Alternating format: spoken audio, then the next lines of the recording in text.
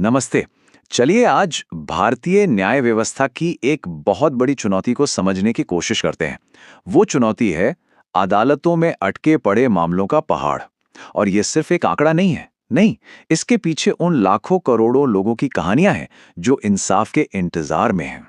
तो ये आंकड़ा है कितना बड़ा। अगर आज की बात करें तो भारत की सभी अदालतों को मिलाकर पेंडिंग केसेस की कुल संख्या 5.5 करोड़ को पार कर चुकी है।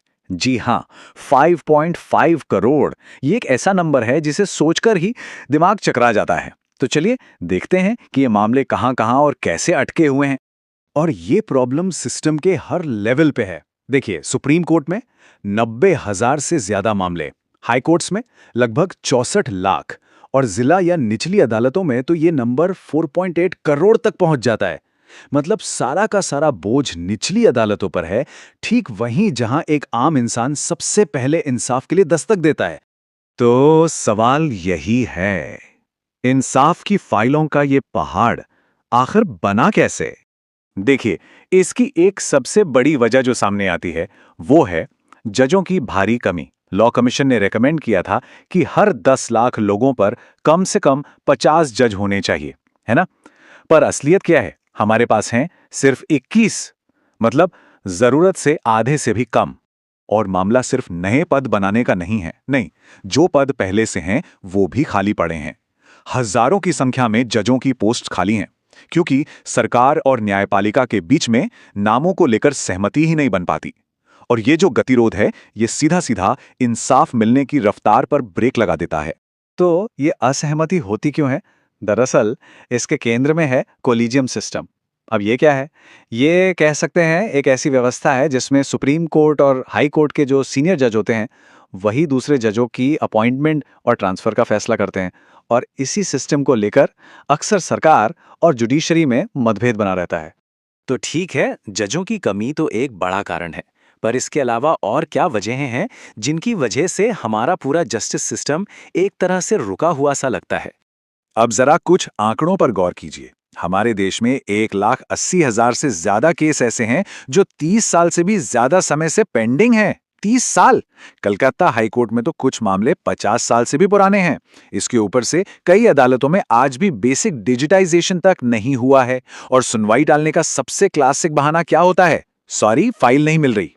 अब इन सिस्टमिक प्रॉब्लम्स के अलावा एक और अंधेरा पहलू भी है, और वो है स्पीड मनी का कल्चर।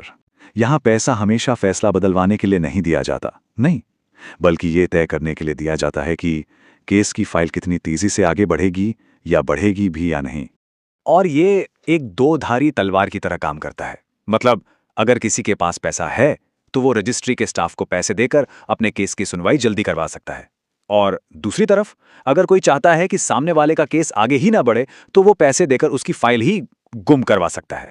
तो ये जो सारी देरी है, ये जो भ्रष्टाचार है, इसकी असली कीमत कौन चुकाता है? इसका असर आम लोगों की जिंदगी पर कैसे पड़ता है? इस बात को जरा ध्यान से सुनिए। भारत की जेलों में जितने भी लोग बंद हैं, उनमें से हर 4 में से 3, यानी कि 75% लोग वो हैं जिन पर कोई जुर्म साबित ही नहीं हुआ है। ये दोषी नहीं है, ये सिर्फ अपनी सुनवाई का इंतजार कर रहे हैं। इन्हें कहते हैं अंडर ट्रायल या विचाराधीन कैदी। और ये सिर्फ एक आंकड़ा नहीं है, ये हमारे संविधान के एक मूल सिद्धांत का सीधा सीधा उल्लंघन है। संविधान का आर्टिकल 21 हर नागरिक को जीवन का अधिकार देता है। और सुप्रीम कोर्ट ने बार बार यह साफ किया है कि जल्द सुनवाई का अधिकार, यानी right to a speedy trial, इसी जीवन के अधिकार का एक बेहद जरूरी हिस्सा है। ये जो पूरी स्थिति है, ये साफ तौर पर इंसाफ की एक दो स्तरीय व्यवस्था बना देती है। एक तरफ हैं अमीर और शक्तिशाली लोग जिन्हें तुरंत सुनवाई और जमानत मिल जाती है, और दूसरी तरफ हैं गरीब लोग जो बिना किसी सुनवाई की तारीख के सालों साल जेलों में सड़ते रहते हैं। और ऐसा नहीं है कि इसका असर सिर्फ क्रिमिनल केस में दिखता है। सोचिए, प्रॉपर्टी और बिजनेस से जुड़े विवाद जब दशकों तक खिंचते हैं तो वो लोगों की पूरी जिंदगी की कमाई और उनकी रोजी रोटी तक छीन लेते हैं। ये एक तरह से किसी भी प्रोफेशन को प्रैक्टिस करने के अधिकार का भी उल्लंघन है। अब जुडिशरी की इन समस्याओं को पॉलिटिक्स और पैसे के खेल से अलग करके देखना नामुमकिन है। देखिए, भारत में जो चुनाव होते हैं वो दुनिया के सबसे महंगे चुनावों में से एक है। अब इस भारी भरकम खर्च के लिए पॉलिटिकल पार्टीज को बड़े-बड़े कॉर्पोरेट डोनर्स पर निर्भर होना पड़ता है। इससे एक लेन-देन का रिश्ता बनने का खतरा हमेशा बना रहता है।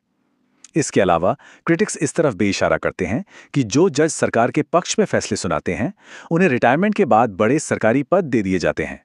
और ये बात न्यायपालिका की आज़ादी पर एक बहुत गंभीर सवाल खड़ा करती है।